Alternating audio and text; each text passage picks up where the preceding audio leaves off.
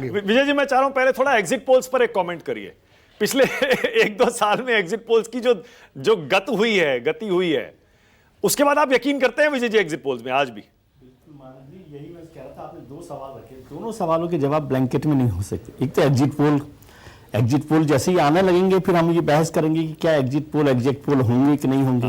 और उनका भी अपना एक एनालिसिस का तरीका है। मैं उस पर कोई उस तरह से सवाल नहीं उठाता कि कोई वो इंटेंशनल तरीके से कर रहे हैं, क्योंकि एग्जिट पोल वाले जो लोग हैं वो इंटेंशनल नहीं करते। उनकी क्रेडिबिलिटी उसके साथ जुड़ी हुई है, क्रेडेंशियल्स जुड़े हुए हैं, लेकिन क्या उनकी जो साइंस है, क्या उनकी जो एक्सरसाइज है वो उतनी ईमानदारी से हुई या नहीं हुई, ये बहुत बार दिखाई देता है। पश्चिम बंगाल के चुनाव में एग्जिट पोल को ठीक होना चाहिए, क्योंकि एक तो बहुत बड़ा स्टेट है, छोटा स्टेट नहीं है।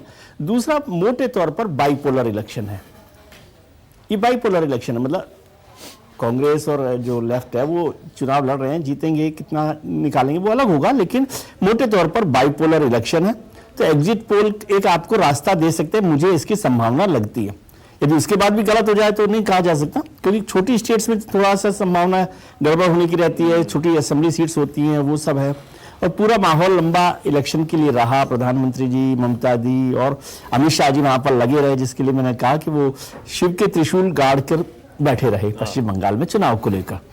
तो ये महत्वपूर्ण है। अब वो चुनाव कैसे लड़ा गया, कैसे हुआ, और एक बात कहना चाहिए, हम रोजाना ही मोटे तौर पर इलेक्शन कमीशन को हमला करते रहे हैं, आक्रामक रहे हैं कि किस तरह से किया गया। SIR को लेकर चर्चा हुई, लेकिन यदि दोनों पोल के या 5 राज्यों के चुनाव देखें तो मोटे तौर पर ओवरऑल मतलब बिना वायलेंस के इलेक्शन हुआ। आज की जो घटनाएं बता रहे हैं मैं उसे वायलेंस के तौर पर नहीं देखता, झड़प ऐसी होती है।